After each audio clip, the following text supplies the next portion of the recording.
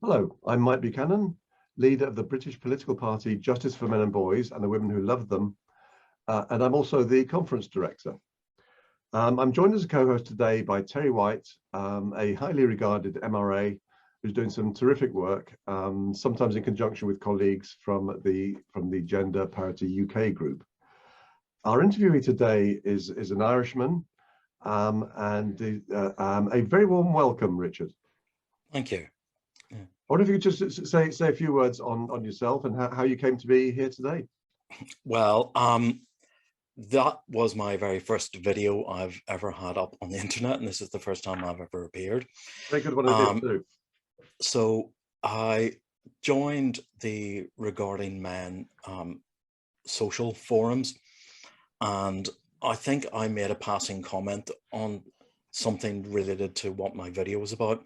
And then Mike Buchanan decided, okay, well, you're not going to just leave it there. You're going to do a video. And so I ended up. Did I come over all dominant? Oh, forceful and uncompromising.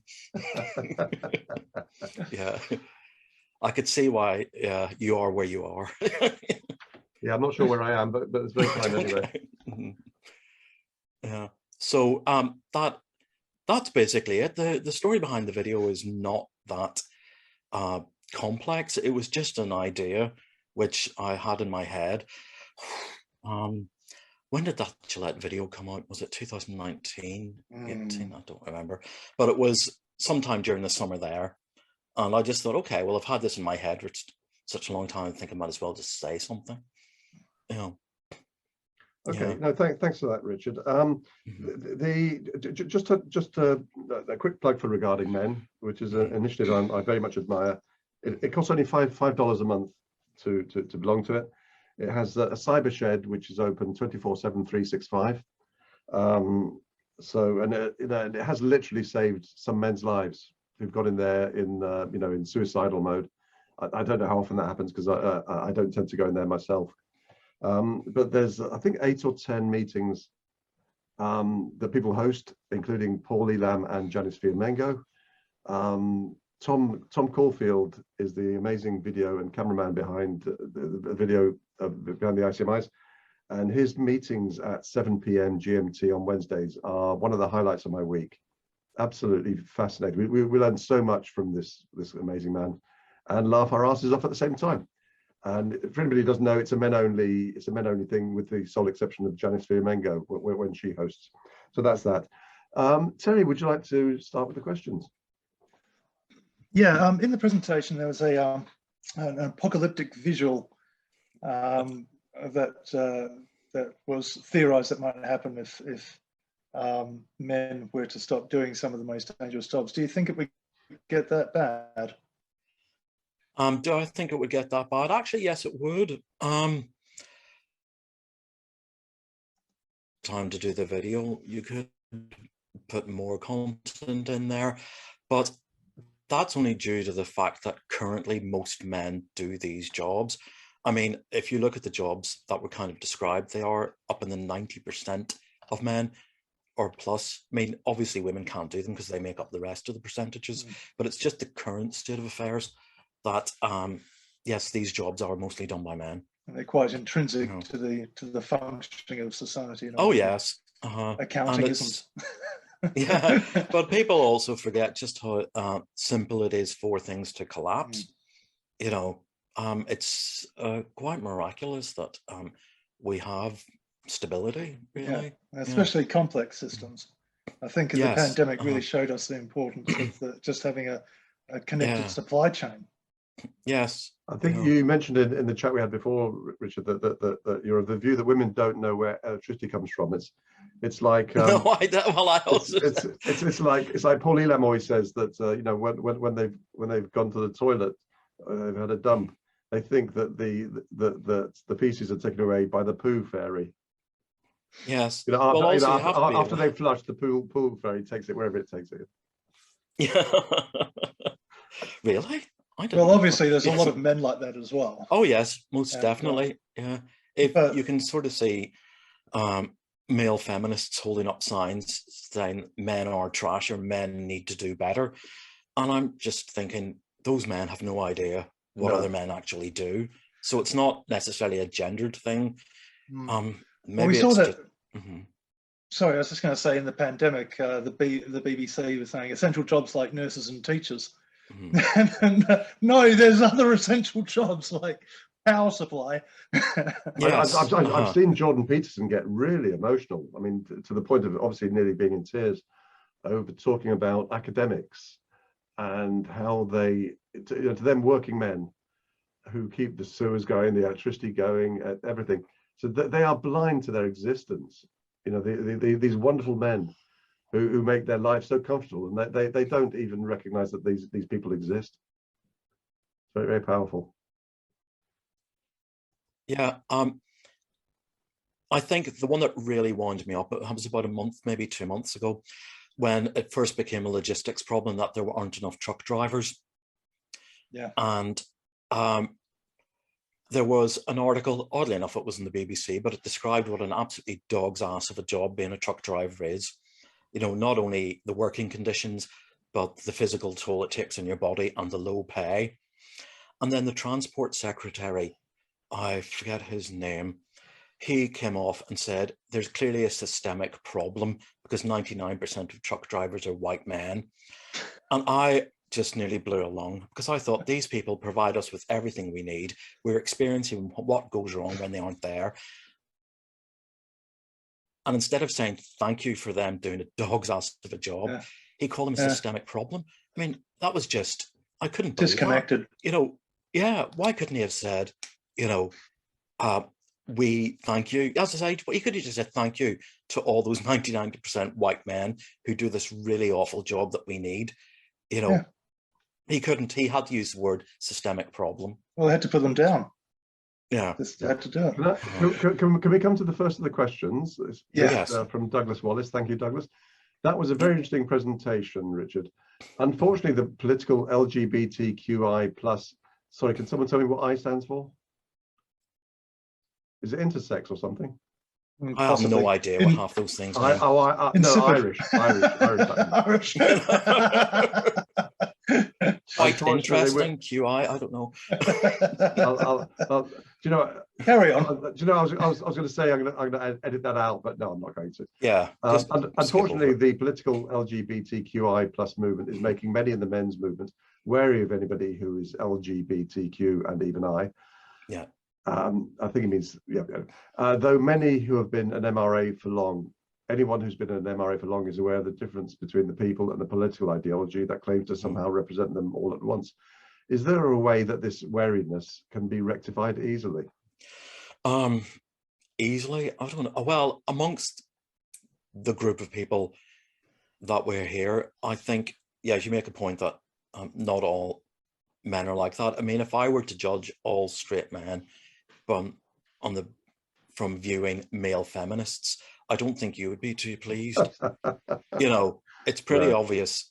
You can fall into political ideology regardless of what your sexual orientation, skin color, height is, you know. So yes, I mean, do you want to judge everybody by the people who make the most noise? You know, I wouldn't want to judge men by the men who make the most noise, you know. I think I think that's that's the best answer I can give. You know, is there a way to fix it? Not easily. I just listening to more people that you agree with, rather who, as you say, like Douglas Murray and even Dave Rubin in America, maybe he would be an equivalent. You know, there are voices out there which sort of buck that stereotype. You know, yeah. But that's that would be my conclusion. Just don't judge everybody. You know, by the radicals that pretend to represent them. Yes. You know, there are, as I say, there are radical straight men who are an anathema to you. You know. So you don't want me to listen to them, do you? Douglas Wallace asks, what made homosexual homosexuality acceptable in a society that was relatively recently so much against it. So what can the MRM learn from that, and how can it plot restraint? Well, that's actually a good question. I think it was as late as the mid-1990s when they do opinion polls on what do you think is acceptable and unacceptable, and do you think homosexuality is acceptable, crossed the 50% mark in the mid-90s. So that is really quite a recent thing, and it took about 30 years of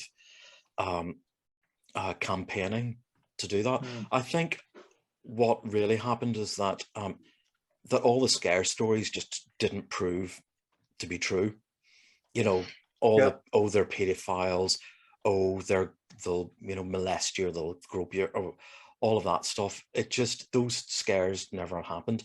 The other thing which was important was just being visual. Instead of being talked about, you could talk about yourself.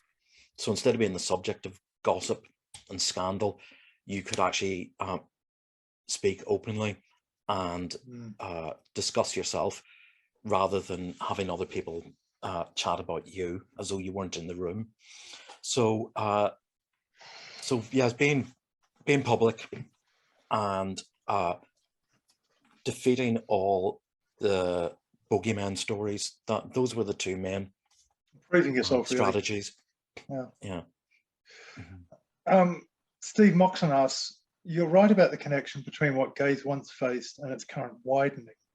Yeah. I recently published a paper about the falsity of identity politics, in that the actual victims of hate crime across domains overwhelmingly are males who are in some way different. This stems from the psychology of gatekeeping policing regarding the adult male group. It's interesting. Yeah. Mike, this echo your thoughts.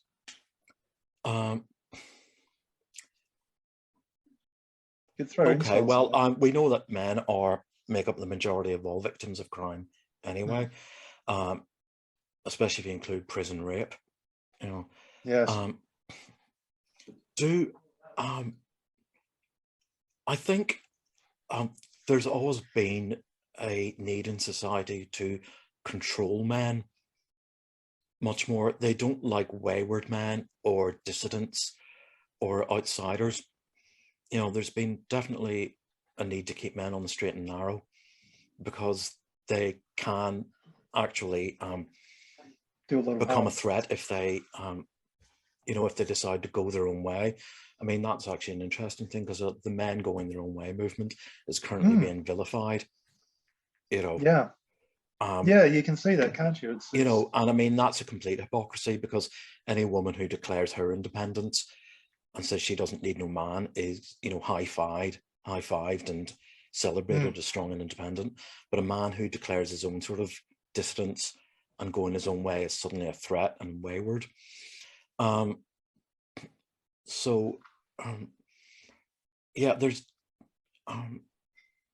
I think also men are very good at throwing each other under the bus in a way that women aren't. And I think that's a lot to do with it. Especially when it comes to female approval, men will bully each other. You know, the idea of the macho bully kicking sand in the face of the skinny nerd to impress all the girls on the beach. Men have always shamed and scorned and bullied other men to gain the approval of either their peers or the women around them. So there's no in-group preference between men, so that makes it very easy. That's exactly what happened with the International Men's Day debate this year, with that character. I can't remember what his name was. Gary Newlands. Yeah, and the SNP MP. Yes, and Philip Tanzer, he's asked a question here. We'll get to it in a second. Actually, we wrote in to him to say, can't you see your own toxic masculinity here? What you call toxic masculinity is exactly what you're doing. You're just kicking the vulnerable to impress women. And so I think you're absolutely spot on there, Richard. It was a 12-minute feminist diatribe. I doubt that he wrote so much as a sentence of it. Probably seriously, it was just it could have been written by the Fawcett Society. We come on to a question from Douglas. Douglas says, what made homosexuality acceptable in a society? I think we've covered that question. Oh, I'm sorry. Did we? Sorry, it's the next one from Philip. So, dear Richard, great talk. I used to be part of the LGBT community but changed my lifestyle choices. I should do this in a German accent. Unfortunately, I see one of the greatest dangers to masculinity, especially straight masculinity, coming from the LGBT community who want to dismantle heteronormativity. Since I left the gay community, I started to view the LGBT community, not individuals, more and more as a danger to society and norms. Question: how can we protect the majority from radicals in the minority without going back to oppressing minorities again? Okay, for a start, I don't believe there's a community. If you look at the T, for a start, lesbian and gay is a sexual orientation, where trans is an identity. It's not the same thing. All these people have been grouped together, largely against their will, by, I would say it's a feminist invention, largely because they are not straight men, you know, that somehow they have to be a clique together.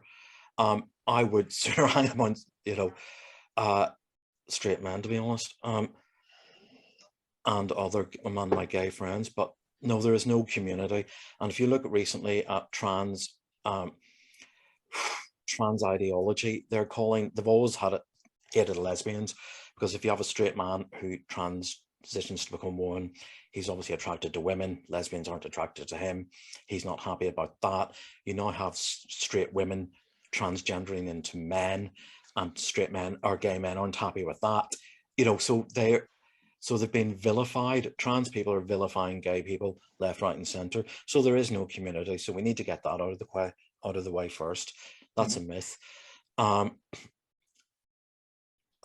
are radical voices claiming to be representing the community. So yes, I guess well, the underlying question was, how do we deal with them without oppressing the people? Well, they're part of the whole. They're part of a larger issue. They're part of to do with basically a lot of people would call it the destruction of Western civilization. I think that might be a bit melodramatic, but it's definitely, there's a huge movement which is considering itself on the left called identity politics, and it's also to do with race, gender, you know, there's a lot more going on there with these radicals. I think they're good at recruiting people, but I don't think, I'm sorry, the question's gone, so I missed it. What was the second half of the question? They're good at recruiting people. What can be done about it? Well, I think it's part of an overall issue which needs to be tackled. You can't unpick them from groups like Black Lives Matter or something like that. It's all part of the same thing, really. You know, and I think if they were tackled as one, you know, I think the sort of, have you heard of Helen Pluckrose? And yeah, well, the sort of work that her and her colleagues are doing, which are trying to pick apart identity politics, which is a catch-all term for all of these things. That's actually a very constructive way of tackling this, because it's not trying to look at one group of people or another group of people. They're trying to pick at the underlying processes. I think, yes, that's probably the best way. So attack the method, not the people, perhaps. Yeah, I mean, identity politics is a shitstorm, you know. You know, I should know. I came from Northern Ireland. That was built on identity politics way back in the 1920s, and it existed as a semi-apartheid state for 50 years, and then it collapsed in civil war. I mean, there's no other, you know, there's no other way you can handle it. You know, my and it was actually part of the peace process was the destruction of the identity politics. Into, you know, the deliberate targeting of that to get peace. My apologies, Richard, for introducing you as Irish rather than Northern Irish, i.e. British. Oh, no, don't worry. There's a bullet with your name on it. Nothing to worry about there. We should say I have some friends in the IRA that they want to chat. All right, okay. That's okay. Well, I know where you live. Let's kick him off. Land raised. Sorry, I didn't ask what religious tradition you were brought up in. Neither. Ah, okay. Well, no, I was brought up from the Protestant side, but Ah, okay. Well, I was brought up a Catholic, so we have a problem right there, don't we? we do indeed. Yes. None of your Land, smells and bells here, please. Land Ray has a question. Women have a natural ability to determine social inclusion and exclusion. Homosexuality in men serves no evolutionary purpose. I disagree with that. Yet they have been among the strongest influences promoting social acceptance of gay men and advocating for compassion and tolerance. If women define masculinity to serve their own purpose, what benefit have they gained from promoting gay men socially? I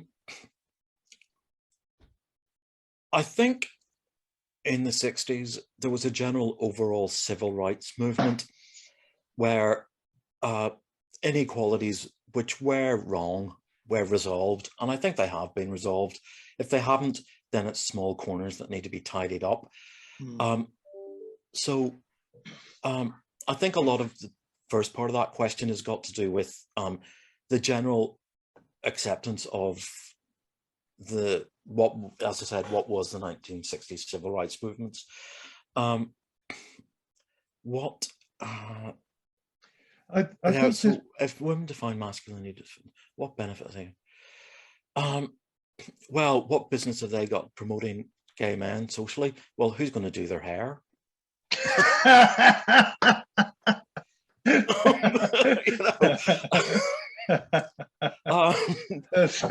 Good point. Yeah. No, I think there is, I don't know if it's directly related to that question, but a lot of women see gay men as a safe version of men. So you will, if you were to go to a gay club, especially in the 90s, you would have seen lots of hen parties there, spoiling their ass off, spoiling everything. But they would be there saying, "Oh, it's nice to be around men, and I feel safe." It's like, well, and that really winds up gay men. It's like, don't come here to be safe. If you feel scared elsewhere, just go and sort out your own problems. And then you demand don't their dump them money. onto us. So it's like, hand over your purse. Yeah. So, and also in those situations, these hen nights, when they get drunk, they had no problem sexually assaulting gay men and saying it's okay because it doesn't matter. But what purpose?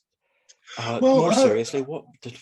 I was going to say there is actually theories in evolutionary biology about the purpose of homosexuality in society, and that is basically that and it seems to be borne out in that siblings of gay people tend to have more children, and that it's just an additional, it's a way to have an additional resource available for child reasons. Yeah, it's the uncle in the nest. I think it's been titled that. All right. Well, to try and look at Landry's question a bit more seriously, I think what have they gained from it? I think they may have gained the idea that if men can do a job, and then gay men are sort of in between men and women, and they can do the job, then women could do the job. It's sort of like a ladder. Maybe that's what they're gaining from it. It's sort of like, if gay men can do the job, then anyone can. It's interesting how you're talking about the hairdressing as an example. As a joke, obviously, but that is where a man could do something, and men are generally more inventive. I don't mean to sound sexist on that, but 90% of paintings are still from men. Men can be more adventurous and everything, so they can still have a man doing this intimate thing with them, but without that sexual threat or risk of having to answer to a sexual threat. Yeah, but also to go back to Land's question here, he said women have been among the strongest influencers of promoting social acceptance of gay men. Well, actually, that is not necessarily so. You find a lot of extremely vicious anti-gay women, and a lot of men have had their mothers outright reject them, so that might be a bit of a stereotype, and you'd be surprised at how many men were actually supportive of their sons, whereas their wives weren't. Yeah, so it's, that's one of those true stories that don't come out very often. Yes. And sorry, Richard. What do you think might account for that? That is quite surprising, I got to say. That, you know, well, it is surprising, probably because you've never thought of it before, because it doesn't conform to the stereotype. Why might that be? I think, well, upbringing. Well, it's probably less likely in this generation, but certainly, you know, you do get conservative-minded women. You also do get very religious women, you know, and those two don't mix well. Yeah, we've had a few comments on this. Douglas says women control the sexual market. So I guess in a sense, a gay man threatens women as a class, and you know, with regards to controlling that market, I guess. And so that would tie in then. So the mother being part of a class which is being rejected by their own son, if that makes sense. Yeah. Well, I'm sure you could interview 100 gay men who were rejected by the mothers and find 100 different reasons as to why it is. I don't think it's worth indulging in that. You know, I think it. I don't think any of us could anyway. But I think the important thing is that why has that message not hit the? Why are people not conscious of this? That I think it's the stereotype of the distant father and the nurturing mother.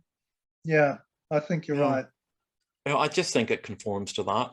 You know, and I think if you were to make like a TV play or, you know, or a film which showed the opposite happening with the protective father and the cold mother, most people would find that hard to accept, because it would probably be the first time they will have seen it.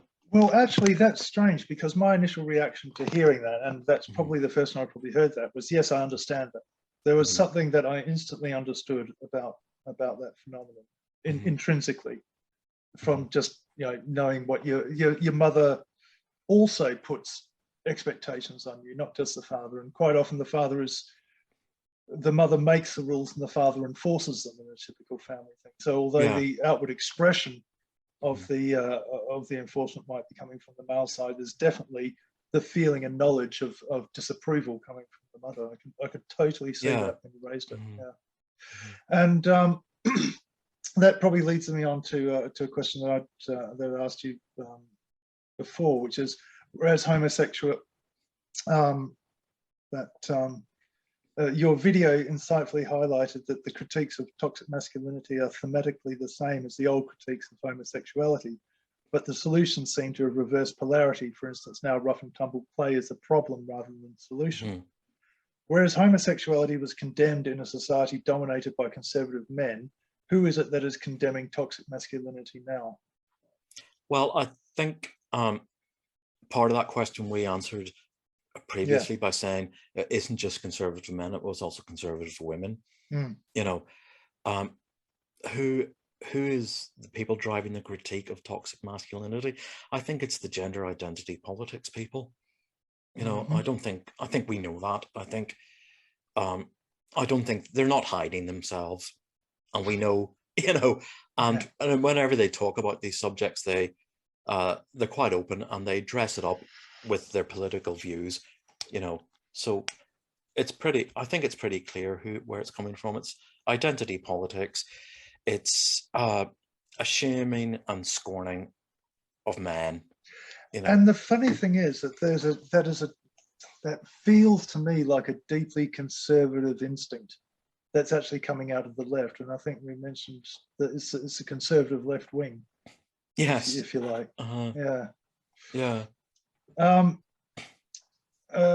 Douglas Wallace asks, other than when your video from this conference is publicly available, is there any other video or reference that can be pointed to for the public to be exposed to the parallel you discussed? I presume that he's referring there to the parallel you discussed in the video, which would be the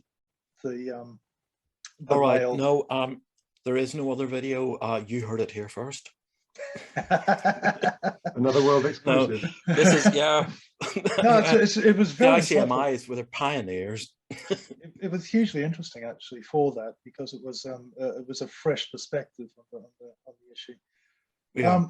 It seems that stoicism, competitiveness, dominance, and aggression, which the APA said was harmful to men, are prerequisites to make it to the top of commerce and politics. Mm-hmm. If the APA claim these are harmful for men, why would modern feminism be pushing women to adopt the same behaviours in order to succeed in these places? Do they want to harm women? Isn't feminism actually misogyny? Well, for a start, I think even though those qualities are, you've said that they are important to reach the top of the tree. I think what's happening is people are trying to create a society where those qualities are not important to reach the top of the tree. And good luck. You know, yes, exactly. And that's why you have quotas, you know, and short lists, you know, because they're trying to give people who don't have those qualities a free pass or a leg up. So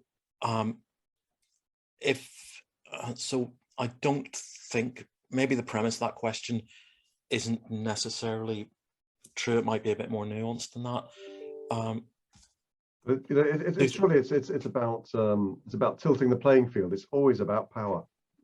Yes, it is. If you want to understand, you think, well, you know, any of these things, if you ask yourself, well, how does this affect the balance between male and female gender power? You'll get your answer. It'll take you straight there. Yeah. Are feminists trying to make women more like men? They may be doing so inadvertently, and are they encouraging women to take up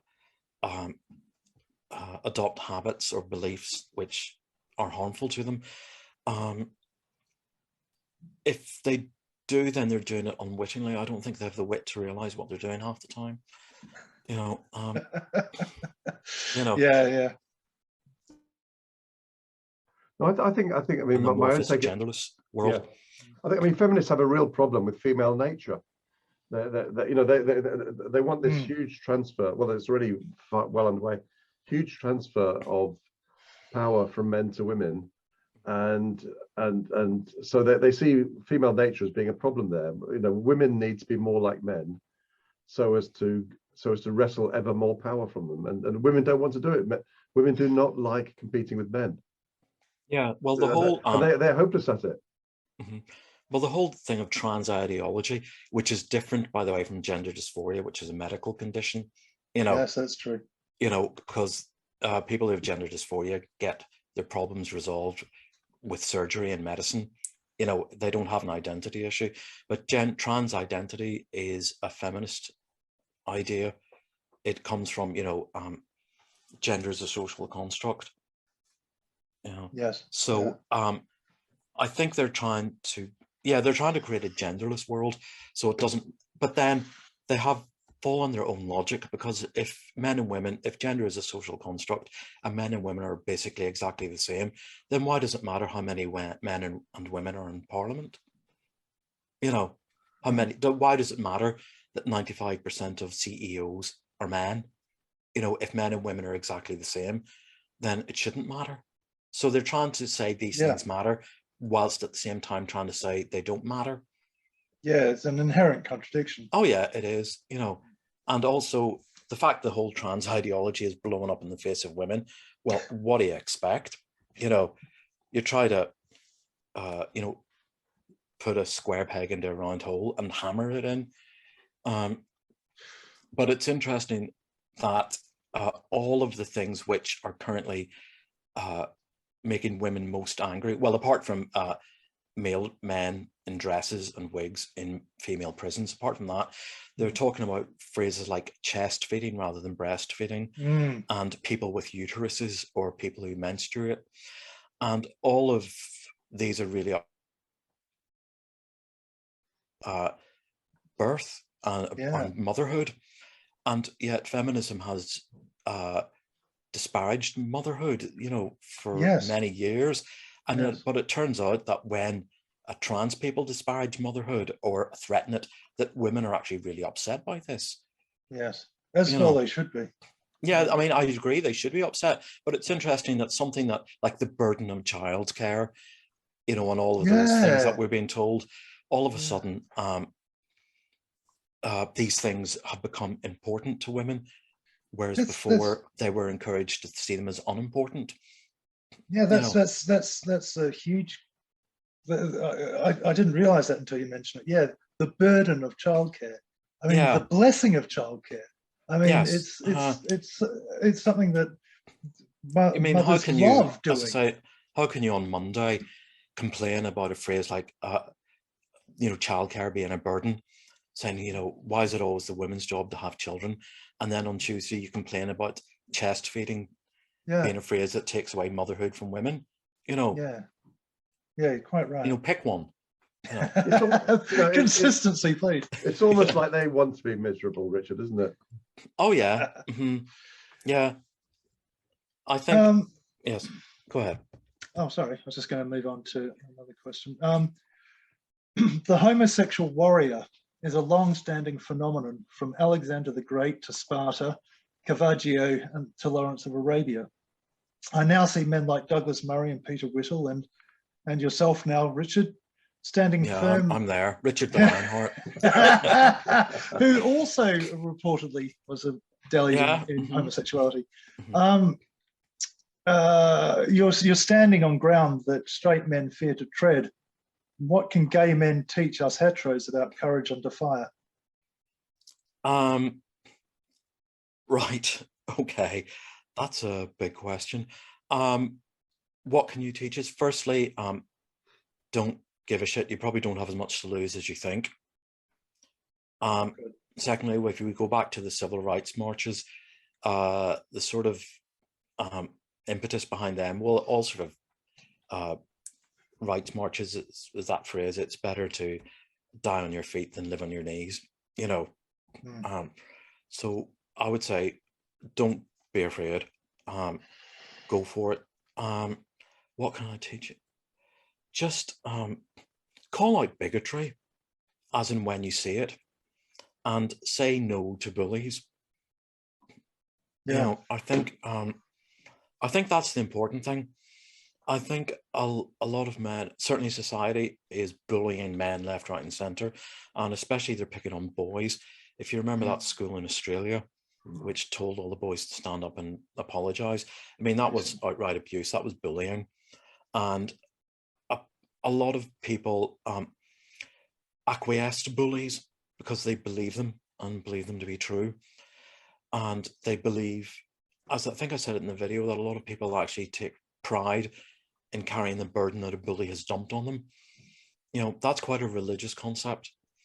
It's got to do with shame and absolution. Yeah.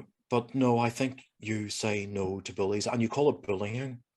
You Yes. don't call it, you don't try to pick apart the argument. Well, you can pick apart the argument after you have labelled it, that's bullying, and this is why, but you say it up front. I think you, if something is bigotry, you don't try to explain it away. You say that's bigotry. Yeah. You know, that's bullying. And then if somebody asks why, then you can do the explanation. But you really want to put the person on the back foot by saying up front that they're a bigot and bully. Yes. You know, I think that would be the best way to do it in an argumentative or conversational way. But I think saying no is a good thing. I also think a lot more could be done to help schoolboys. I think you know, videos on things like explaining what is happening at the minute, why are boys experiencing these things, telling them that, helping them decode what's going on, showing that this is bullying and this is what this is what it means. I think, yeah, we could as a group do a lot more for teenagers. You know, we could produce a lot more promotional material helping them decode what's going on. You know, because, you know, in a few years' time, they won't be teenagers. Yeah. I mean, can you remember when you were? Was it yesterday? You know? I can't remember when. That's right. Douglas Wallace has got a question for you. Yeah. One of my friends said that the success of the Gay Liberation Front was that they made it fun to protest. just for the heck Yes, of it. that's true. Do you think that it is right? And do you think that, well, you just answered that. And do you think the men's rights movement can make things fun in that way? Well, I think definitely people, especially people who see themselves as very principled and moral, are pompous. There's a lot of pomposity, and those people cannot stand being made fun of. So Yeah. definitely humor, ridicule, humor, pointing out the absurdity, making people think, oh my God, I used to believe that. I can't believe it's that daft. You know, showing that these things are daft without, I mean, people are, yes, trying to pick apart someone's argument in a way that makes them look stupid. If it's stupid, you know, call it stupid. You know, I've really found it interesting that to see that there was an attack of sorts on memes, because the memes were threatening the narrative so effectively just by doing a cartoon or something. Yeah, I know. I think it was. I mean, I think you can go back to the 1700s. One of the early politicians in the first days of the modern newspaper, he said, I can take criticism from my opponents, and I can, take the insults from my colleagues, but the one thing I can't stand are those damn cartoonists. Yeah, true. Yeah, that's beautiful. And the totalitarian state will always clamp down on cartoons, especially, and in general. Because I know you can really only hold ridiculous ideas together in your head with you have to use pompous glue to hold them together.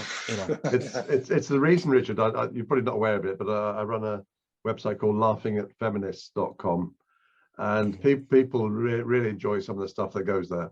Douglas Wallace, and you get attacked for that, Mike. It's one of the big things, don't you? No, I think you got no. It's funny. It's funny you say it, Terry. People are always saying to me, "You must get sick of all the attacks you get from feminists." I say I get ignored by them, because I have the fun of ridiculing them but not getting any heat from them. I mean, I wish I did get some heat from these god awful people, but make it more exciting. But it's a measure of I think they're at least smart enough to know that if they started attacking me, it would just draw attention to my work, and that's not what they want to do. This time has flown, hasn't it? We're running short on time all of a sudden. Yeah. Let me just come to a question by Douglas Wallace. One of my friends said that the success of the Gay Liberation Front was that they... we just asked that one. I'm sorry, I've been distracted by something. That's right. Yeah. I've got one. Are gay men better placed to defend masculinity or attack feminism than straight men because they don't embody any underlying sexual threat to women, or because they don't care about being judged by women? Well, okay, I have to go through this step by step. Firstly, we don't need female approval to get laid, and that is a big bonus. And also, we don't have to kick other approval. Yes. And that, I think, is a big plus. So you can yes, you can act as a bridge. You can be both supportive to men at the same time letting women know that you're not threatening them. So there is a bridging position there, which I actually never thought of until I just said it. Thinking on the hoof. But yeah, I think the approval is probably the key thing, and also definitely the sort of there is a sort of in-group preference between gay men, largely because they were marginalized, which straight men really have yet to seem to grasp. They tinker with it when they play sports, and that when they have teams, but that's only when it's permitted. Outside of that, the in-group preference thing is just utterly alien to men, and you can understand why. You want to get rid of the competition. Yeah, of course. Yeah, we're still competing with each other in a way. But yeah, I think that's quite right. That that is actually probably a masculine.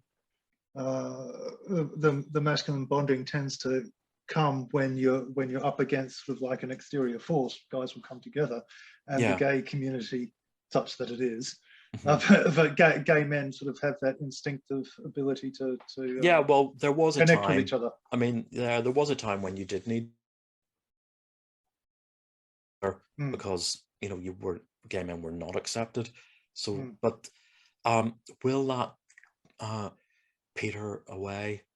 I think it's already splitting. I think it might be splitting actually, already. Yeah. Can I just say at this point, I try and plug it quite often. Steve Moxon's book, The Woman Racket, amazing book. I recommend anyone who hasn't read it really should. And he wrote at some length, I remember, this is 13 years ago, about gender-based or sex-based in-group preference, and that men basically don't have an in-group preference of that sort, but women have a very strong one. And so it points to, for example, the feminist glass ceiling idea that men sort of collaborate to stop women succeeding and going to the top is absolutely nonsensical. I mean, men have proved themselves, spectacularly unable to defend against women.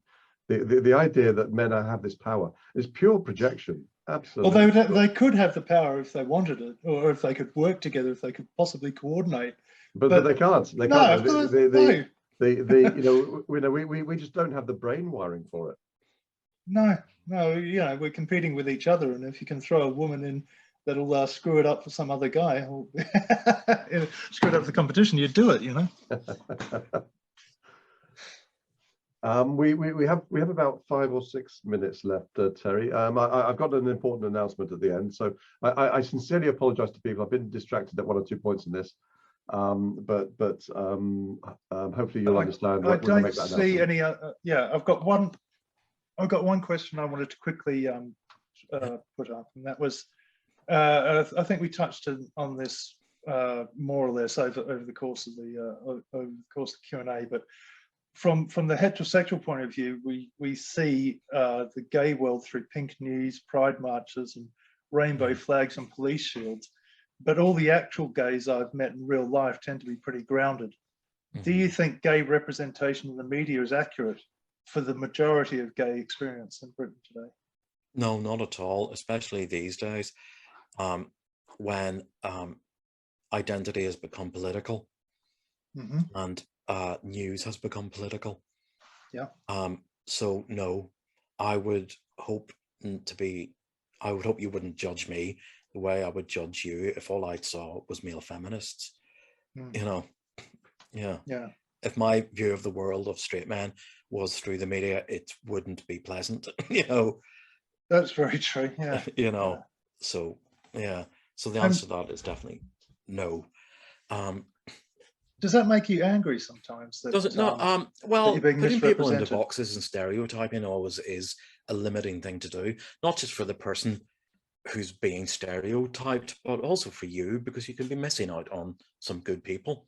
Yeah. Is it habitual? Yeah, it is habitual, and you can understand why, because most people don't have the time to pick through every human being they go through, meet. You have to live in a world of general rules, otherwise you just couldn't cope with it. So it's very, stereotypes actually do have a purpose. Unfortunately, it's very easy to have negative stereotypes. And it's very easy for stereotypes.